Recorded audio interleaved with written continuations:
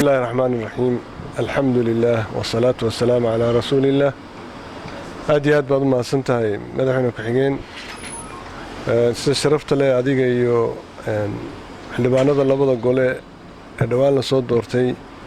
يو مدحنا دولة قبلات كجبلان يو رودة بالشدة يسياسين تكلبة هذي صوت دويسين بعد كم هذا علينا وأنا كم هاد سنتين وأصاد شكتي